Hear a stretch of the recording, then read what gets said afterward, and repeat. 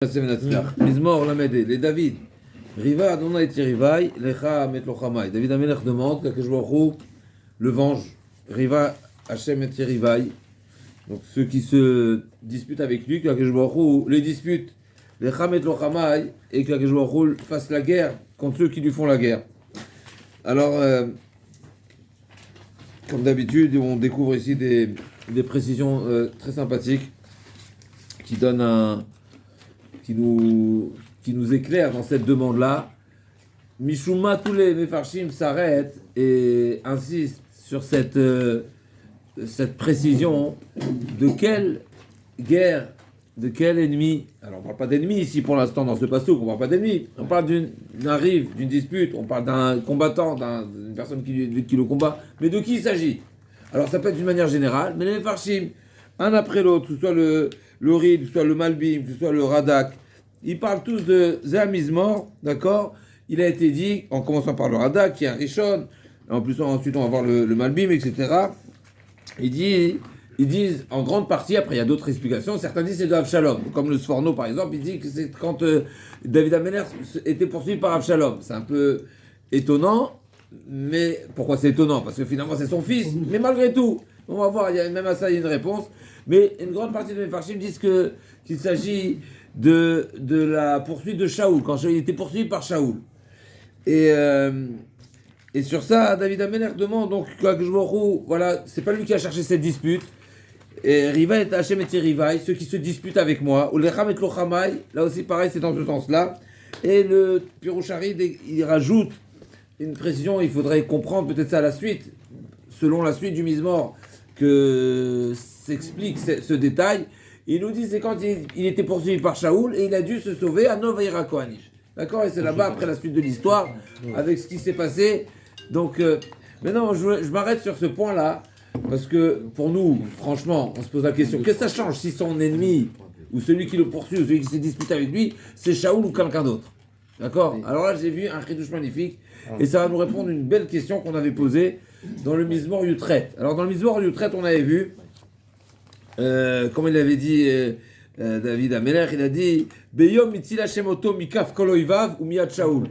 Et ça, moi j'étais resté sur une question, pour moi c'est difficile de mettre Shaoul sur la balance de tous ses ennemis, comme si que Shaoul, il fait le poids de tous les ennemis. Alors que il est évident que pour David Amelech, peut-être effectivement, c'était la poursuite la plus difficile, mais on ne peut pas le comparer à Mikov Kol Oivav ou Miat Shaoul. A priori, c'est sûr que David Amelech ne considérait pas Shaoul comme un Oyev. Un Oyev, c'est quelqu'un, c'est un ennemi, c'est quelqu'un qui veut du mal, mais par haine, alors que Shaoul, on sait très bien qu'il était habité par un esprit qui n'était pas de lui-même, donc c'était exceptionnel. Et d'ailleurs, David Amelech, il était triste d'apprendre la mort de Shaoul Amelech, et il a même tué celui qui a tué de Shaoul Amelech, n'est-ce pas, ce fameux Chiti. Et donc, le Chiti, c'est Shaoul qui a demandé, puisque Shaoul il était touché, et il voulait pas qu'il soit fini, d'accord, donc il a été fini par le fameux Chiti. Et David Amelech, il a dit, comment tu as pu oser porter atteinte au Melech Israël? Donc on voit combien David Amelech, bien sûr, malgré cette poursuite, malgré cette situation très délicate, David Amelech, bien sûr, il avait beaucoup de respect et beaucoup de considération envers Shaoul Amelech. Et donc pour moi, c'était une question, comment David Amelech met sur le même plateau, en tout cas en parallèle, et quelque part, il compare tous ses ennemis et Shaoul. Alors ici on voit un chidouche magnifique. Et ça répond pourquoi les Mefarshim s'arrêtent et précisent que David Amelech a demandé particulièrement à ce que Akadosh Baruch Hu le venge et fasse sa dispute et fasse le combat face à Shaoul. Pourquoi Shaoul particulièrement? Il nous dit le Minchat Harev. Donc en fait, il rival, il Lochamai, c'est Shaoul. C'est Shaoul, contre Shaoul. Pourquoi? C'est pas Avshalom. Pardon? C'est pas Avshalom. C'est de Pshat. Il y a le Pshat du Sforno qui dit Avshalom. Il y a l'autre Mefarshim qui dit Shaoul. Maintenant, ce qui m'intéresse, c'est pourquoi Dafka Shaoul? Si c'est Avshalom également. Mais il y avait d'autres ennemis. Il était poursuivi. Pourquoi? Qu'est-ce qui était particulier de Shaoul? Shaoul, c'était son beau-père. Mais- C'est le beau-père. Oui, mais il était Mikaf Kol Oivav ou Miat Shaoul. Dans le Mizmor Yutret, on sait que David Amelech, il dit Shir et Beyom Ashira Beyom Itzil Hashem Oto Mikaf Kol Oivav ou Miat Shaoul. Ça veut dire que David Amelech dit le jour où il était sauvé, épargné de tous ses ennemis et de Shaoul, il a chanté. Sur ça, on avait posé la question pourquoi tu les mets en deux pourquoi tu as fait cette distinction entre les ennemis et Shaoul? Nous, on a voulu dire justement, parce que Shaoul, il ne fait pas partie des ennemis. Il y a les ennemis et il y a Shaoul. C'est un autre dossier, c'est une autre catégorie. Là aussi, on retrouve cette précision. Alors là, il n'est pas explicite dans le Passouk. Là-bas, c'est explicite dans le Passouk. Il y a les ennemis et il y a Shaoul. Là, c'est pas explicite. Mais les Mefarshim s'arrêtent à dire que oui, c'était quand il a fait cette demande, particulièrement quand c'est Shaoul. Écoutez la beauté du Chidouche. David Amelech, il a un problème, comme nous venons de dire avec Shaoul. Il ne veut pas porter atteinte à Shaoul. Si Shaoul vient le poursuit et lui veut du mal, normalement, halachiquement parlant, mais David, il a le droit de se défendre. Eh ben, David Amelech ne veut pas se défendre. Il demande à mon Dieu, c'est quoi? Occupe-toi de moi. Je veux pas être celui qui va porter atteinte à David Amelech. Je vous lis les mots dans le Khatarev. Amarze Keneged Shaoul. Shaya Rodfo ve David, lo ratza lishloach boyad. David Amelech ne voulait pas lui porter atteinte. Ve'alken ayazé caché, donc il était embêté. D'un côté, le bon Dieu nous demande de vivre. D'un autre côté, le bon Dieu nous demande de vivre. C'est quoi la première mitzvah de la Torah? La plus grande mitzvah de la Torah. La plus grande mitzvah. La plus grande mitzvah de toute la Torah. Et si tu réponds, il faut expliquer ta réponse. La plus grande mitzvah de la Torah, c'est de vivre. C'est quoi la preuve? La plus grande mitzvah, c'est de vivre. C'est quoi la preuve? Modé. C'est quoi la preuve? Dans Shabbat. Razak, tu es doré toute la Torah pour vivre, pas seulement pour ta vie, pour la vie de quiconque, et pas seulement quand la personne est en danger, un danger certain, mais même un safek, ne pas oublier ça. Ça c'est la plus grande mitzvah, d'accord? Maintenant, à l'exception, tu vas me dire, oui, mais pour 3 graves fautes, il faut se laisser mourir. C'est pas parce que la vie, d'abord, juste pour rappeler, c'est une discussion. Donc ça montre déjà, c'est pas ce qu'on retient la halakha, mais c'est une discussion dans la Gemara. D'après Rabbi Shmuel, si je ne me trompe pas, même pour Avodah Zara, eh ben on se laisse pas mourir. On transgresse la Avodah Zara. D'après Rabbi Shmuel. Non, il rentre pas dans ça. C'est 2 sujets. Mais effectivement. Mais à nouveau, Razak. Alors, la réponse à cette question, vous allez me dire alors, ça veut dire qu'est-ce qui est plus important, de vivre ou de la Avodah Zara? Moi, je dis la mitzvah la plus importante, c'est de vivre. Pour 3 mitzvot, il faut se laisser mourir. Il faut se laisser mourir pas parce que la faute, elle est grave. C'est pas parce qu'il y a une faute. C'est parce qu'il faut que tu prouves que tu aimes le bon Dieu. C'est un problème technique. C'est parce que Ve'aftet Hashem Elokecha. Ça veut dire que tu dois plus aimer le bon Dieu que t'aimer à toi-même. Mais sinon, à part ça, c'est toi qui passes en premier. C'est toi qui passes en premier. Le bon Dieu, il dit, c'est quoi? C'est pas moi qui le dis, c'est le Rambam qui dit. Le Rambam, il dit, on nous répète souvent cette halakha, tu as dit Chilul Shabbat. Il nous dit, le Rambam, si le bon Dieu nous demande de transgresser Shabbat pour sauver une vie, même dans un cas où c'est un doute, où sa vie elle est en danger, c'est pas certain. Si c'est certain, ça prouve d'ici que toutes les mitzvot, elles sont données dans notre intérêt. La preuve en est, c'est que le bon Dieu nous met en première position. Si le bon Dieu nous met en première position, ça veut dire que tout est dans notre intérêt, à notre avantage. Et la preuve en est que si la personne risque sa vie, eh ben tu transgresses. Alors pour Dieu me dire pourquoi contre Avodah Zara? Parce que là il y a un problème, parce qu'il faut reconnaître que c'est le bon Dieu qui t'a donné la vie. Et donc contre Avodah Zara, ou Gilou Yarayot, ou Shifirotami, c'est que en tout cas pour revenir. Donc la plus grande mitzvah c'est de vivre. Maintenant j'ai un problème. David Amelech il a un problème, pas moi, c'est David Amelech qui a un problème. C'est Shaoul qui le poursuit. Shaoul c'est un roi. Et Shaoul il est pris par un esprit qui n'est pas lui-même. Ça vient d'ailleurs, n'est-ce pas? Donc il nous dit, David Amelech demande,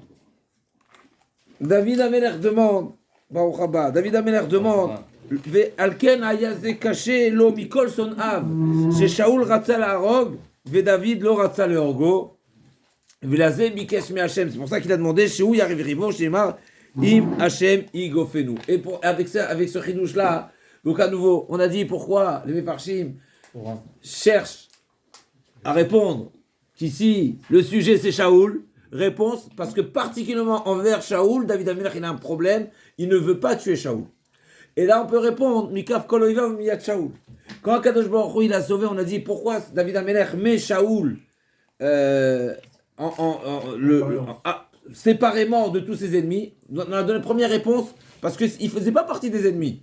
Il fait partie de ceux qui voulaient le tuer, mais ce n'était pas un ennemi. Deuxièmement, c'est parce que la forme de la poursuite, ou la forme plutôt de la délivrance de Shaoul elle était différente. Pourquoi elle était différente? Parce que contre les autres, David Amelech, il dit, quelque part, Erdof Oiva Vasigem Velo Ashuvat Kalotam, il a dit David Amelech. David Amelech, il dit, moi je vais les poursuivre, et je vais aller jusqu'à la mort, je vais les tuer, je vais les abattre. Mais contre Shaoul, non. Et donc, il y a lieu de remercier Akadosh Baruch Hu très particulièrement quand il a été épargné, quand il a été sauvé de Shaoul HaMelech. Donc c'est pour ça que David demande à Akadosh Baruch Hu que ce soit lui-même qui le prenne, qui le venge, et que pour ne pas que David Amelech soit l'acteur et porte atteinte directement à Shaoul HaMelech. Quelque part. Or, c'est quoi la différence entre le Riva et le Chamaï? Il nous dit, le Chidei ramène au nom du Habet, que quand il y a des clans et des oppositions et des guerres, il y a 3 niveaux, il y a 3 cercles de combattants, on va dire. Il y a celui qui est concerné par le différent, n'est-ce pas? Admettons que quand il y a une marloquette entre 2 personnes, eh ben, il y a le protagoniste, Razakubaro, le protagoniste qui veut, ou qui n'est pas protagoniste, celui qui veut du mal, c'est celui qui est au cœur du sujet. Il y a les combattants, c'est-à-dire tous les guerriers que chacun va... Ils font leur travail de soldat. Que chacun va déployer pour défendre sa cause. D'accord? Donc il y a le personnage lui-même, il y a les lochamim, et vous savez qui y a encore? Tout le peuple qui suit comme des moutons. C'est ni des combattants, ni rien du tout, ils n'ont rien à faire à défendre, c'est les moutons, d'accord? C'est le peuple qui va suivre. Donc ici, il y a Choliot, ici comme ça il dit en tout cas le Chida, il dit Chilek Oivav Lishlosha Chalakim. Ici il y a 3 types d'ennemis. Il y a Echad Asher Lahem Ariv Be'etzem, comme Shaoul, Avshalom, Achitophel, tous ceux qui sont les ennemis eux-mêmes. Ça c'est le premier type d'ennemis. Il y a la deuxième catégorie qui ne sont pas les ennemis directs, mais qui défendent la cause de l'ennemi, comme les lochamim, donc ceux ils sont embauchés, ils sont assujettis, c'est des avadim, c'est des loméchanés. En tout cas, c'est ceux qui défendent directement. Et c'est ce qu'on appelle les ansha milchama, qui sont nilvim, les guerriers, les combattants qui accompagnent et qui défendent le protagoniste. Les lochamim. Et le 3, c'est le peuple. Le peuple, c'est en réalité, c'est ceux qui suivent un mouvement, alors qu'ils n'ont pas forcément réfléchi au sujet, n'est-ce pas? Souvent, je dis, exactement, je dis que souvent, on a malheureusement aujourd'hui, il y a des clans qui sont formés et on croit qu'il y a des oppositions, on croit qu'il y a des différences, on croit qu'on n'est pas les mêmes, on croit qu'on ne défend pas la même cause. Franchement, au fond, c'est celui qui réfléchit pas qui a cette impression. En réalité, si tu vas au fond des choses, si tu t'arrêtes et tu essayes de comprendre c'est quoi l'idée, c'est quoi le point, d'où ça démarre, pourquoi celui-ci fait comme ça, l'autre fait comme ça, tu réaliseras que il n'y a pas réellement de divergence, il n'y a pas forcément, c'est pas de religion, Shalom. Exactement, c'est la forme. C'est comme tu me dis, il y a une personne qui est en costume et l'autre qui est en smoking. Tu vas me dire l'un il est habillé, l'autre il n'est pas habillé. L'un il est présentable, l'autre il n'est pas présentable. Non, lui c'est un costume, lui c'est un smoking. Alors c'est une différence. Alors lui il est venu, lui il a mis son smoking parce que il avait langui son mariage, et l'autre il est venu en costume parce qu'il a. D'accord, c'est pas, on peut pas en faire. En tout cas, pour revenir, je dis c'est très important de savoir est-ce que tu fais partie de celui qui est dans le vif du sujet, est-ce que tu fais partie des combattants ou tu fais partie du peuple. Moi, je crois que très souvent, on fait partie du peuple. Ouais. On n'est pas du tout concerné, on n'a pas du tout de notion et de compréhension dans le fond de la chose, seulement on suit un mouvement. Tu sais quoi? C'est pas grave, je suis un mouvement. Mais au moins, sois conscient que tu es un mouton. Il n'y a pas de problème d'être un mouton, mais c'est très bien. C'est une qualité d'être mouton. Au contraire, bien sûr, on dit qu'on demande qu'Akadosh Baruch Hu nous soit notre berger, n'est-ce pas? Donc, s'il est notre berger, on est des moutons. C'est très bien d'être mouton. Si on est mouton sur un plan, avec l'esprit sain et pur, tout va bien. Si tu es un mouton, mais tu crois que tu n'es pas mouton, mais tu crois que tu défends quelque chose alors que tu ne sais pas de quoi tu défends, ça c'est grave. Ok. Donc ça c'était le deuxième point. Donc on a dit, premier point, Shaoul parce que David ne voulait pas le porter atteinte. Deuxième point, on est en train de dire la différence entre Ça, c'est pas le... problème que vous dites, là, pour Oui, en fait. les différents. Alors pour parler de différentes positions, on va dire, des différentes positions dans lesquelles Israël, Moshe Rabbeinu, quand le peuple a demandé de camper à l'image des Malachim, d'où sont venus les drapeaux? Qui est-ce qui a inventé le drapeau? C'est nous qui avons inventé le drapeau, n'est-ce pas? C'est nous. Ah D'où? ouais. C'est marqué dans la Torah. Ishal Diglo Leotot, n'est-ce pas? Chacun il a son dégaine, Son symbole. chacun a Depuis Shvatim, son étendard. Depuis Shvatim, Oui, depuis dans le désert. Dans le désert. Mais d'où c'est venu cette volonté-là? C'est parce qu'au moment de Matan Torah, on a vu, le bon Dieu nous a ouvert les cieux et on a vu ce qui se passait là-haut. Et qu'est-ce qu'on a vu là-haut? On a vu les différents groupes d'anges. Ah, Et les Bnei Israël ont dit, écoutez la beauté, la puissance. Les Bnei Israël ont dit, nous on veut camper sur terre de la même manière que dans le ciel. Il y a des différents groupes de malachim qui encerclent, qui encadrent, d'accord, qui est le trône céleste. Et bien sur terre aussi, il y aura la représentation, il y aura le Mishkan, il y aura le sanctuaire, et nous autour on va se positionner. Donc ils ont demandé. Ils viennent demander à Moshe Rabbeinu, on veut être comme les anges. Moshe Rabbeinu, il a eu peur, il était embêté. Il dit, mais qui je vais mettre où? Donc il était embêté, Moshe Rabbeinu. Pourquoi? Mais parce que celui qui est à l'est, celui qui est à l'ouest, il va dire, pourquoi tu ne m'as pas mis à l'est? Et celui qui est au sud, il va dire, pourquoi tu ne m'as pas mis au nord, etc. Il avait un problème. Donc Moshe Rabbeinu est parti voir le bon Dieu, il lui a dit, qu'est-ce que je fais avec eux? Qu'est-ce que je fais avec eux? Il a dit, t'inquiète pas, ils sont déjà gérés. Vous savez qui est-ce qui a géré cette histoire? C'est Yaakov Avinu. Yaakov Avinu, il a déjà géré cette histoire. Et avant de décéder, qu'est-ce qu'il a dit? Il a dit, chacun, quand ils vont porter le cercueil, et regardez la comparaison. Oui, les amis, ouais. La manière de transporter le cercueil de Yaakov Avinu, eh ben, Yaakov Avinu avait déjà fixé qui est-ce qui se met à droite, l'aile droite, l'aile gauche, avançant, n'est-ce pas, devant. Et donc il dit, ça y est, ils connaissent déjà leur position. Sauf les Lévis et sauf Yosef parce qu'il était Parce que Yaakov, c'est un des pieds du trône céleste. Voilà, il a dit. Mais en tous les cas, ce que je veux dire par là, c'est qu'en réalité, bien sûr que chacun a sa place. C'est comme dans une équipe, c'est comme dans une armée, chacun va donner son machal. Pour nous, on est un petit peu, on connaît pas les armées, donc on n'a même pas fait de la journée d'appel Baruch Hashem. Donc on sait pas ce que c'est une armée, mais on sait ce qu'est une équipe de foot. Il y a l'aile droit, il y a l'aile gauche, il y a l'avancant, il y a n'est-ce pas, il y a le gardien, il y a si chacun connaît sa place, c'est harmonieux et on peut avancer. Si chacun va chercher à occuper la place de l'autre et va lui dire pourquoi tu m'as pas mis la place de là, deux problèmes. D'abord, tu te concentres pas tu n'es pas concentré à remplir ton rôle, ta position, et en plus de ça, tu vas déranger l'autre.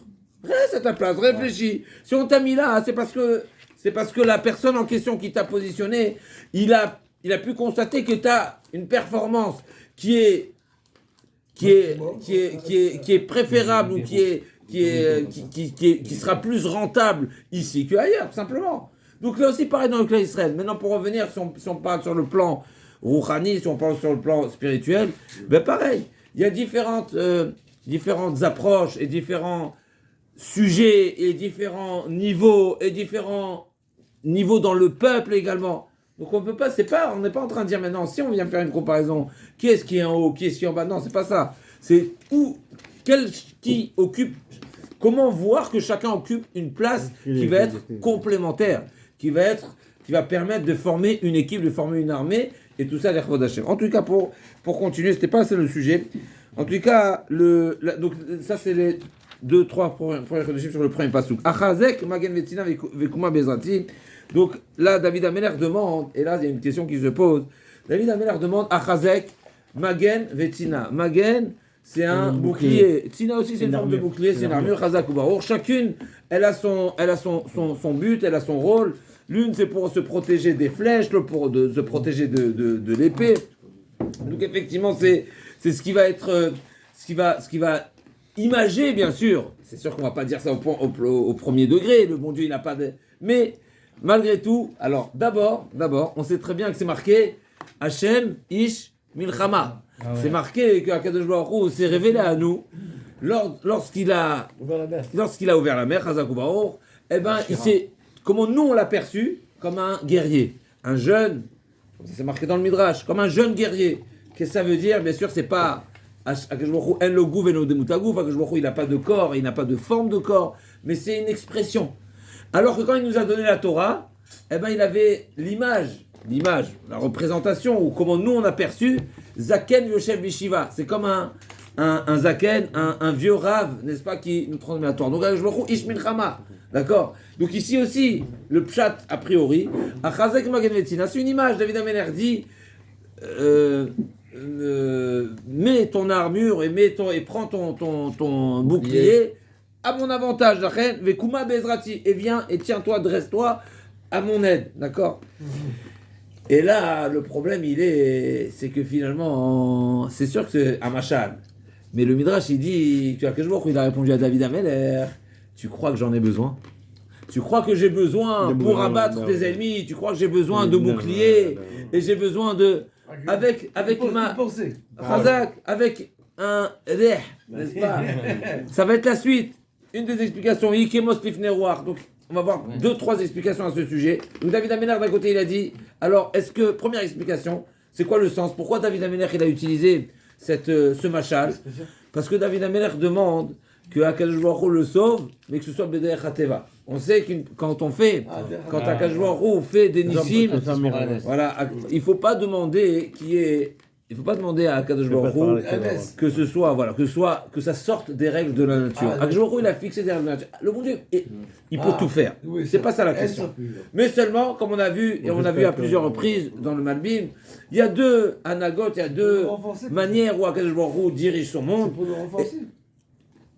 Non, c'est pas ça le point. Le point, c'est que de demander à Akadosh Baruch Hu qu'il agisse de manière exceptionnelle, c'est puiser du capital. C'est-à-dire, si tu veux qu'Akadosh Baruch Hu qu'il ait une anaga, donc un agissement, qu'on appelle ça, une conduite, Razak, une conduite exceptionnelle, mais si tu veux que ce soit exceptionnel, eh ben on te prend du capital. Il faut le payer, c'est exceptionnel.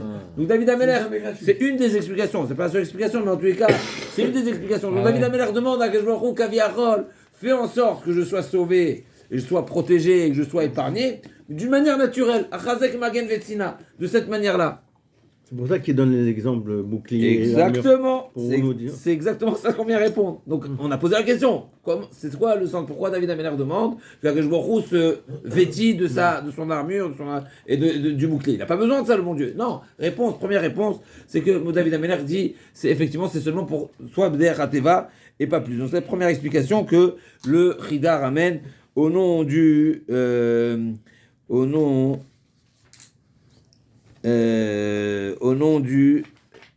Mechila, du Pahamoné Zahav. Mais première explication, ça c'est pas la première explication. Effectivement, la première explication, Mechila, c'est que David Ameler lui-même, il a fait marche arrière. Au départ, il a dit Achazek Magen Vetzina, Amar Akadosh Baruch Hu David, le Magen Vetzina Nitzarich, Areni Motzeru Arbi ou Mechale. Donc, quand David Ameler, et là ça n'explique pas le pourquoi, mais en tous les cas, David Ameler, effectivement, il a formulé cette demande. Le bon Dieu lui a dit, j'en ai pas besoin, et c'est pour ça que David Ameler s'est rétracté, il a changé. Et il a dit quoi? D'accord, donc ça va être la suite de Pasouké. Effectivement, il n'y a pas besoin d'armature, il n'y a pas besoin de protection, il n'y a rien besoin, qu'il soit balayé, c'est le cas de le dire, comme un comme un brindille, comme un bout de paille qui est balayé par du vent. Donc ça c'est première pchat. David Ameler il a dit une phrase et Baruch Hu lui a dit non j'ai pas besoin et donc il a fait marche arrière. C'est intéressant. David Ameler fait marche arrière, c'est pas pour autant qu'il efface la phrase, n'est-ce pas, la phrase qu'il a récitée, qu'il a dit, c'est pas à corriger. Elle a son sens et c'est forcément ça veut dire que c'est pas une atteinte à Akadosh Baruch Hu, mais on va voir d'après l'autre explication, la suite, on va comprendre pourquoi David Ameler a maintenu quand même cette phrase. Et il nous donne une autre explication ici, le Chida. Il nous dit, comme nous avons dit, David Ameler demande que le Nes, qu'il soit épargné et sauvé, et que Akadosh Baruch Hu combatte les ennemis de David Ameler, B'derech HaTeva. Et sur ça, Akadosh Baruch Hu lui a dit, et c'est ça que je lui a dit, il y a un risque que l'apicorsim, que ceux qui ne veulent pas croire, ils ne verront pas ici la main d'Hachem. Donc Hachem lui a dit non, au contraire, je vais pas te sauver B'derech Hateva, je vais te sauver B'derech Nes. Je vais te sauver d'une manière extraordinaire, d'une manière miraculeuse, de manière à ce que même ceux qui ne veulent pas croire, ils seront forcés à croire. D'accord? Donc ça c'est la première réponse en réalité du Maaseh Matan, si on veut, les deux approches entre David Amelech et ce que Akadosh Baruch Hu lui a répondu. Encore une explication.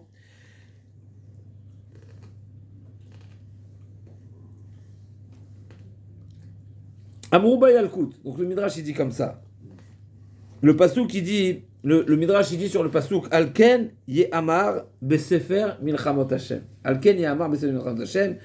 Le sens simple du Passouk c'est ce qui est dit, ce qui est raconté, ce qui est récité, ce qui est dicté, ce qui est écrit, inscrit dans les livres des guerres.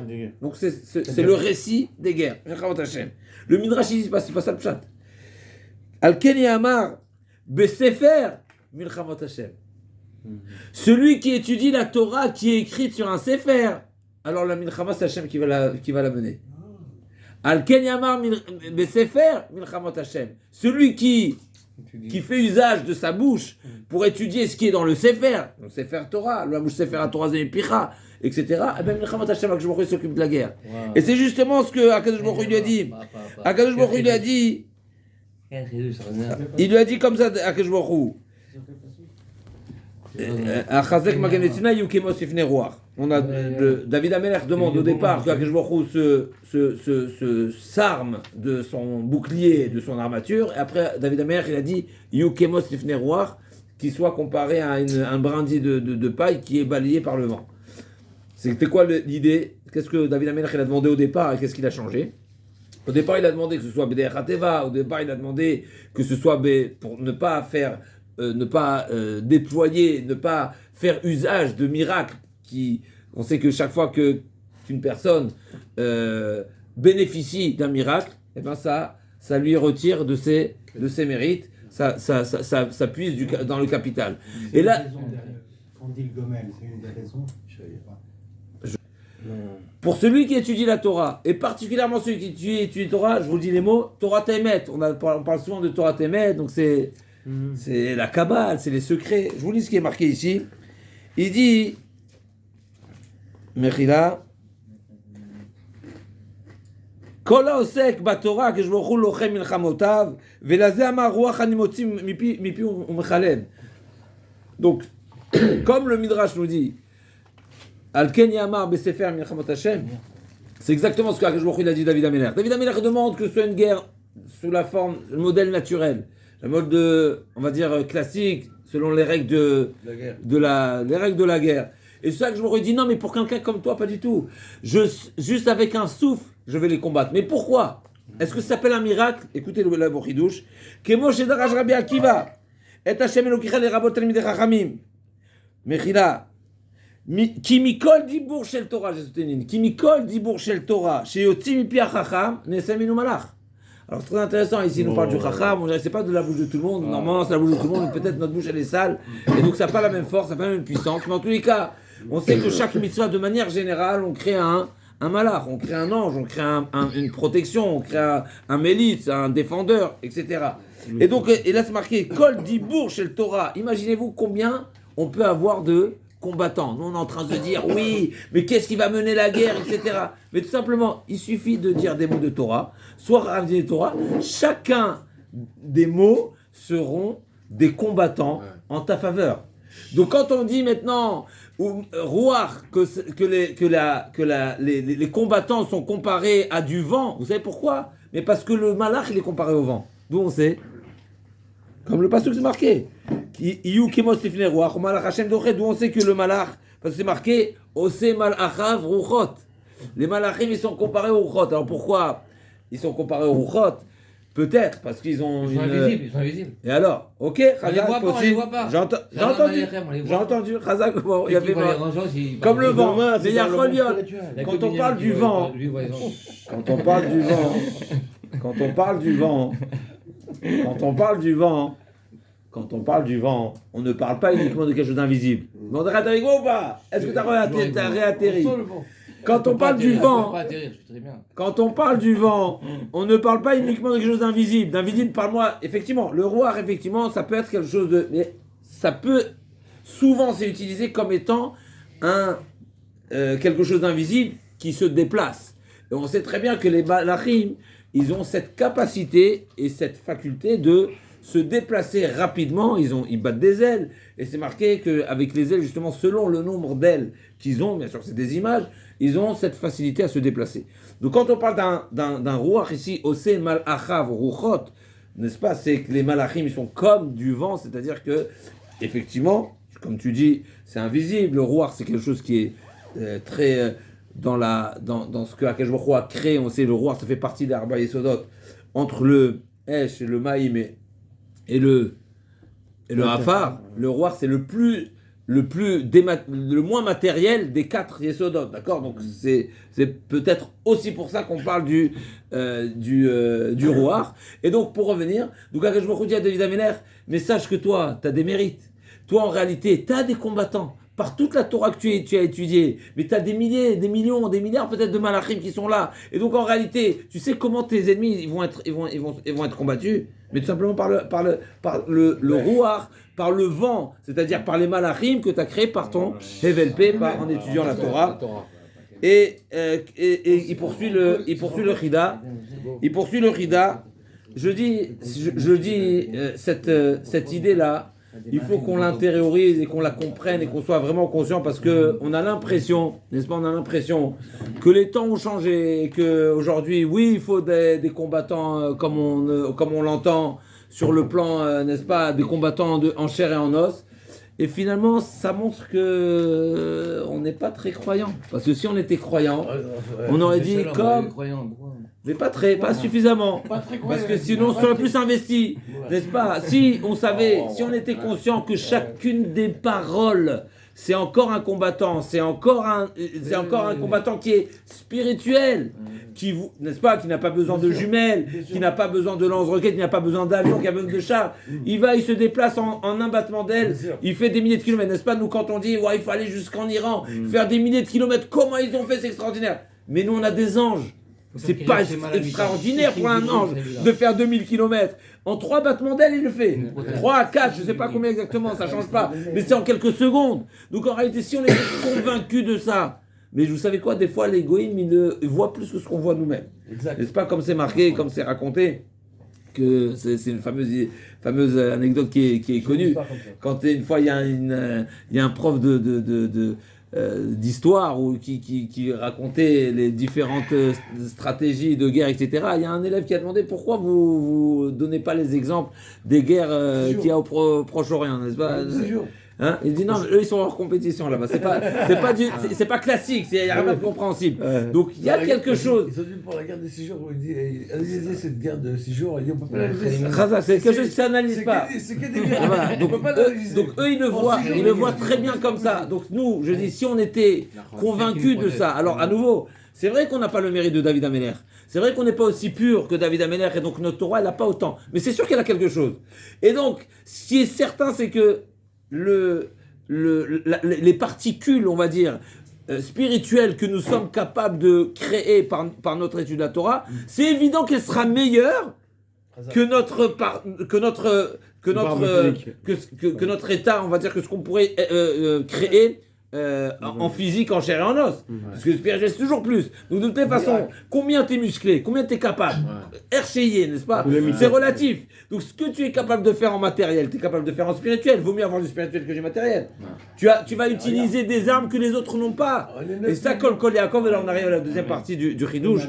On est 9 millions sur la terre et tout est possible avec Hachem. Je veux juste conclure avec le Chidouche du Chida. Le Chida, il nous dit, et là, je passe au passouk de Yukemot. Yukemot lifnei ruach umalach Hashem doché. Il nous dit le Chida al derech remez selon un Tanchuma. Akadosh Baruch Hu nous a donné la Torah, il nous a choisi comme peuple qui est à la hauteur de recevoir la Torah. Pour quelle qualité? Quelle qualité justifie, ou en tous les cas, quelle qualité? Quelle qualité, j'ai pas fini ma question, quelle qualité le bon Dieu a vu en nous qui nous a fait mériter la Torah. D'avoir ma vie ou non? Je vous lis ce qui est marqué. Oui, mais c'est marqué. Lo natan akshbochu, je vous lis, c'est le Midrash. Le Midrash Tanchuma, il dit comme ça. Lo natan akshbochu et Torah l'Israël, et là, mipnei shehem anavim. Ah, Moshe Rabbeinu. Les Avot, effectivement, quand on parle des Avot Akdoshim, là, et Moshe Rabbeinu, bien sûr, et David Ameller, bien sûr, mais je dis, ça démarre des Avot Akdoshim, il y a cet anava. C'est connaître sa place, c'est être humble, ne pas demander, ne pas interroger, c'est entre autres, en tous les cas. Alors, c'est marqué aussi Azim. Effectivement, on a aussi Tenouroz Elohim à l'Israël Gavato, on sait que la Torah s'appelle Oz, et à Torah, il a dit je donne la Torah qui s'appelle Oz à un peuple qui est Az Kanamer. C'est juste. Mais la Hanava, alors c'est pas contradictoire. La Hazout, c'est voilà, la Hazout, c'est une audace, mais une audace, elle peut être positive. Ça veut dire ne pas se dire je suis petit, non, je n'ai pas de valeur. Non, au contraire, il faut reconnaître ta petitesse, mais connaître tes capacités, connaître tes facultés, connaître ton potentiel. Alors, et donc il nous dit comme ça, il dit Vikatavir ir vekadish, il ramène de la Torah ena niknet ela beshalom. Et là on a, c'est des notions qu'on connaît, mais là ça prend vraiment un sens très, on va dire mécanique, n'est-ce pas? C'est comme des conditions, on va dire, très, très techniques. La Torah, Hachem, comment c'est marqué? Ce fameux midrash qu'on ne cesse de répéter, quand Akadosh Baruch Hu, il a donné la Torah, il y avait Kolot Ubrakim, donc il y avait des tonnerres, il y avait des éclairs, et toutes les nations ont entendu. Ils sont tous venus chez qui? Chez Bilam. Ils ont demandé qu'est-ce qui se passe? Est-ce que le bon Dieu va détruire le monde? Bilam il a dit pas du tout. Hachem la Maboul Yachav. Le bon Dieu il a déjà juré qu'il n'y aura plus de Maboul, donc il va plus détruire tout le monde. Il dit alors qu'est-ce qui se passe? Il dit Hachem Oz la Moïten. Akadosh Baruch Hu donne le Oz, il donne la Torah qui s'appelle Oz. Qu'est-ce qu'ils ont répondu toutes les nations? Hachem Yevach Bashalom. C'est pas rapporté ici, mais c'est ce qui est dit ici. Ici c'est marqué la Torah ne peut être comprise, étudiée, méritée, on peut la vivre, la comprendre seulement par le mérite du shalom. Et le shalom, c'est quand est-ce qu'il y a du shalom? Quand il y a la hanava. Donc c'est complémentaire. C'est seulement celui qui est hanav. Et là, ça nous fait comprendre plus à nouveau techniquement c'est quoi le hanav. Hanav, bien sûr, c'est intérieur. Mais normalement, quelqu'un qui est hanav, il est en paix avec tout le monde, n'est-ce pas? Il y a pas de, même s'il n'a pas forcément tort, et c'est l'autre plutôt qui lui a causé du mal. Le fait d'être un âme, ça fluidifie, n'est-ce pas? Ça met de l'huile, et il y a cette flexibilité, comme il disait Rabbi Akiva, n'est-ce pas? Quand Rabbi Akiva, une fois son bateau a fait naufrage, et il a réussi à rejoindre le rivage, et on lui a demandé comment tu as fait. Il dit tout simplement, chaque vague qui venait, je baissais la tête. N'est-ce pas? C'est exactement ça. C'est Rabbi Akiva. Je baissais la tête. Fais-toi petit. Sois flexible, tout va passer, ça va passer. Et donc il nous dit comme ça, Ve'ashalom lo itachen ela bisruta hanava. Donc si on veut espérer qu'il y ait la paix entre nous, il faut la hanava. Et donc il nous dit, et c'est ça le pasuk midbar matana. Et donc pour revenir et pour conclure ce fameux siman qu'on connaît, la valeur numérique de Kol qui est 136, c'est également, d'accord, Kol 136, Kouf, Vav et Lamet 136, c'est également la valeur numérique de Hanav. Aïn 70, Nun 50, ça fait 120, Yud et Vav 136, Aïn 70, Nun 50, ça fait 120, Yud 130. Alors ils sont les commerçants, il faut savoir. Alors, Hanav c'est 136 également. Et pour conclure, Motz, valeur numérique de Motz, alors pas comme il est écrit, c'est avec le Vav, parce que Kol également, il y a le Kol avec Vav, il y a 100 Vav, Motz aussi, Hanav aussi, il y a des fois avec, il y a 100. Des fois c'est Anim, c'est marqué dans le Télim à la place de Hanavim, donc des fois le Vav il est comment on appelle ça, il est pas absorbé, il est avalé, Chazak. Le Motz aussi, la valeur numérique de Motz 136, c'est avec le Vav 136. Donc par le mérite, par le Hanava, il y aura la Torah, le col de la Torah, et par le col de la Torah, les ennemis seront comme Kemotz Lifnei Roach. Et pour conclure, une fameuse valeur numérique qui nous dérange a priori. Vous savez qui est également la valeur numérique de Shalom? Ni plus ni moins. Shalom. Esav. Esav, c'est Shalom. Un problème. D'accord? C'est marqué que Esav, Aïn. 70. Hein? 70. Mechila. Plus sa mère. Sa mère, c'est Shalom. C'est pas sa mère, c'est Chine. Shalom. 136, c'est ça. Shalom, Shin, 300. 300. Lamed et même. 70. 30 et 40, 70. Et Vav, 376. Esav, 376. Sans le Yud, 376. Donc on a un problème. Esav, c'est Shalom. Il n'y a pas de Shalom avec la Rechaïm. Non, celui qui a la Torah, celui qui a au contraire, celui qui a la qualité de Shalom, qui va lui permettre la Torah, qui va lui permettre le Kol, il pourra combattre Esav.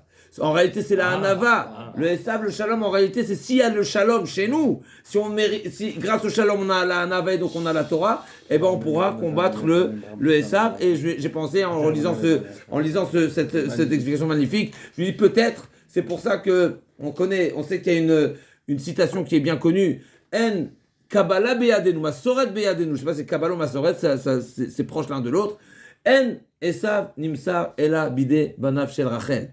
On sait que Esav ne pourra être combattu, ne pourra être vaincu que par les enfants de Rachel Imenu. Que ce soit, c'est pour ça que Shaoul, c'est lui qui vient du Shevet Ephraim, du Shevet Lévi, Benjamin. Shevet Shaoul. Il n'y a pas du Shevet Benjamin. Menaché, Binyamin, Shaoul Benyamin. Donc Shaoul, c'est lui qui avait c'est lui qui a eu cette mission là de combattre Amalek, n'est-ce pas? Amalek, Esav, c'est Amalek. Amalek, c'est le petit-fils de Esav, on sait bien. Et donc, c'est pourquoi? Parce qu'il vient justement de Rachel. On sait que le premier qui a fait la guerre contre Amalek, c'est qui? Quand Moshe Rabbeinu lui-même, il a dit, moi je sors pas en guerre contre Amalek. Alors que Akadosh Baruch Hu, il a dit à Moshe Rabbeinu, Tsei lachem b'Amalek. Qu'est-ce qu'il a dit Moshe Rabbeinu? Il a dit à Yehoshua, vas-y toi. Et là, la question est posée, pourquoi comment se fait-il que Moshe Rabbeinu, qui a été ordonné par le bon Dieu d'aller combattre Amalek, il a donné à Yehoshua? Parce que Yehoshua, il vient de Yosef, Razakubor, donc il vient de Rachel. Et pourquoi? L'Echora, Rachel Imenu, qu'est-ce qu'elle a été capable de faire? Elle a fait du shalom. Elle a fait du shalom avec sa sœur, elle a cédé sa place, c'est ça la Hanava, c'est ça la Tzniut Shaita Berachel. Peut-être, je ne l'ai pas vu marqué ici, mais logiquement, ce qui est certain, c'est que Rachel Imenu, qui a cédé sa place, bien sûr, c'est de la Hanava, c'est être capable de se mettre de côté. Et pourquoi? Pour le shalom, pour ne pas que sa sœur, à nouveau, c'est un chidouche terrible. Je le répète et je me le répète à moi-même. Comment une sœur qui est rivale, qui sait qu'elle risque son avenir, parce qu'il n'y a aucune promesse, je répète toujours, c'est pas moi qui le dis, c'est la Midrashim, elle n'avait aucune garantie que Yaakov Avinu allait se marier avec elle également. Mais elle a dit quoi? Ce qui est certain, c'est que ma sœur, elle est victime de tout ce qui se passe, c'est mon père le fautif, c'est Lavan le fautif, et il n'y a aucune raison que je ne vais pas faire en sorte d'éviter que ma sœur ait honte un instant. Ah, ça va me coûter ma vie. C'est la force. Et je dis, la puissance, c'est quoi? C'est pas seulement céder sa place. C'est pas seulement être capable de penser à sa sœur. Et ensuite, je dis, c'est plus que ça. Le futur a donné. Oui, mais je dis plus que ça. Je dis, c'est être capable de penser à ça. Parce qu'à nouveau, quand tu sais que ton père maintenant, ton père te retire de ton mari. Imaginez l'histoire. Rachel Imenu et Yaakov Avinu, on ne sait pas c'est quoi le niveau d'amour, parce que pour nous, l'amour, c'est très très bas. Pour eux, c'est dans les Olamot. Elle sait qu'il y a quelque chose, il y a un Kadosh Elyon, il y a Yaakov Avinu. On ne sait pas si on peut imaginer que ça peut représenter. Mais elle a dit, c'est quoi? Et là, qu'est-ce que se trouve? Son père qui l'arrache. Il lui dit, non, c'est pas toi qui iras, c'est ta sœur. Elle est tellement sereine et détachée, et elle est capable de surmonter cette épreuve, à tel point qu'elle pense à sa sœur, ah, mais ma sœur va souffrir. Elle ne mérite pas de souffrir, elle va jusqu'à lui donner Simanus. C'est quelque chose d'extraordinaire. Et c'est justement cette force-là qui nous donne, a priori, les capacités, et bien sûr dans la discrétion, et bien sûr, dans la discrétion, c'est Tzniut Shaita Berachel, bien sûr, c'est toute cette discrétion-là, qui nous donne cette capacité de combattre le Goy, le Esav, qui est là pour nous faire, et à nouveau, on doit comprendre que chez nous, la force, n'est-ce pas, Amaziv et Avdalot,